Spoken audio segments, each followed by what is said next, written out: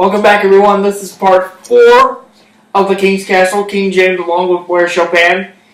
And it's that time in the show once again where we give you our picks for what's hot for the week. Blair, I think you're first. What's hot? Well, this weekend, James, and I know this is going to make you emotional. You get emotional every time we talk about it because it excites you so much. Oh, no. This weekend, it's a tradition unlike any other. Oh, no, don't say it. The Masters. Oh! Yeah. It's also the end of an era. Listen to this out. The end of an era? Maybe. I don't know. This week it's just been all features about Tiger Woods' first Masters win 20 years ago when he came on the scene and blew everyone out. And now 20 years later, he's not even playing.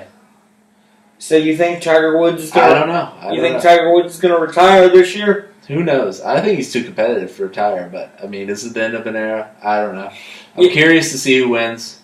There's nothing better than Masters Sunday with falling asleep on the couch, waking up for the last few holes, and seeing what happens. You know, I will say as far as Tiger Woods is concerned, I'm surprised he hasn't retired yet because... He's too competitive. That may be true, but in a sense he hasn't been himself since that bizarre car accident he had 7 years ago. I mean, there's other factors that went into his fall. I mean, one of them was he became like obsessed with military strength type of training. I've read up on that before, and that kind of led to his body breaking down. Then he had all that stress in his personal life. He's definitely, it's a shame because he's definitely like in his peak, one of the greatest athletes we've ever seen, and one of the more significant athletes we've ever seen. Yeah. But the problem golf's going to have from now on is I don't know if they'll ever have a star again who's that big and that dominant. And I don't know. I can think of a few people who are pretty close. I mean, there's guys who are great golfers. I mean, what about Phil Mickelson? Phil Mickelson's good, but for lack of a better term, he's not sexy. What? I'm not saying Tiger Woods is sexy. I mean sexy like marketable. Tiger Woods crosses different lines. He crosses the mainstream. Well, remember, Phil Mickelson's doing golf is a business about skill and not sex appeal. That's not what I mean by sexy. Like sexy, when people use sexy in that way, they mean like catchy. Like, like someone who could cross multiple markets. Oh, I see. Tiger, a big part of him was he crossed over into so many different facets and made golf mainstream. Phil Mickelson, you could be popular within golf, but like, do people like who are big NFL fans care what Phil Mickelson does? Probably not as much as they did with Tiger Woods. Maybe so. But I don't know. I don't know if you can replicate a Tiger Woods. Absolutely not. That's star power. We'll see. We'll see though. Absolutely not. And honestly, we got another thing coming up soon in sports now that college basketball is over.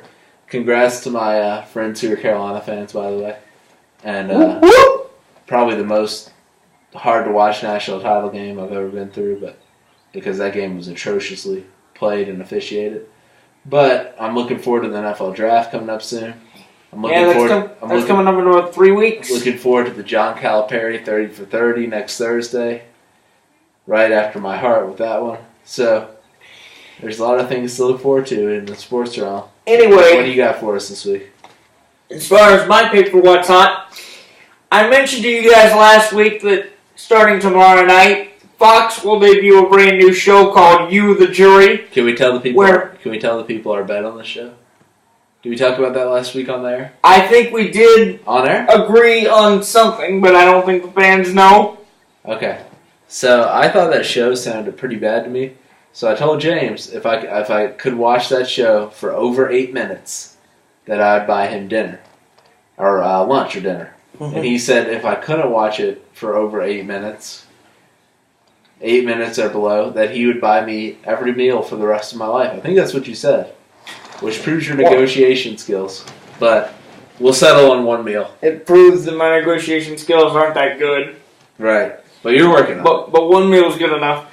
Anyway, this week I got something brand new for you. Because on the same night, ABC's going to debut something brand new. Hosted by Modern Family's Eric Stonestreet. Where Did you ever have a favorite toy growing up? That's an interesting question. Actually, when I was growing up, You'll see where I'm going with this. It was all about the pro wrestling action figures. Okay. You've always been curious, I'm sure, who comes up with what brands. Sure. Well, now you're going to get a chance to find out. Because in this new competition, the greatest new toy designers in the world, in America, face their toughest audience yet. The kids. Oh! It's in a brand new ABC competition called the Toy Box that debuts tomorrow night. So I'm going to check that out. The Toy Box. Yeah. Wow. So the kids get to critique the toys. Exactly. So that should be very interesting. Wow. That is an interesting concept for a show. And a reminder to you guys also, don't forget to check out the new season of Amazing Race, which... What do you think so far? I gotta say, I'm pretty intrigued. This has been an interesting season. I know you're skeptical going in. To this point. It'll be interesting to see if any of the teams self-destruct before the halfway point. Yeah, it's an interesting variable, right? Because everyone... This season, they met for the first time at the starting line. Everyone knew each other before, right? Yeah. Yeah, now that they're meeting at the starting line, you really don't know what's going to happen. So it'll be very interesting.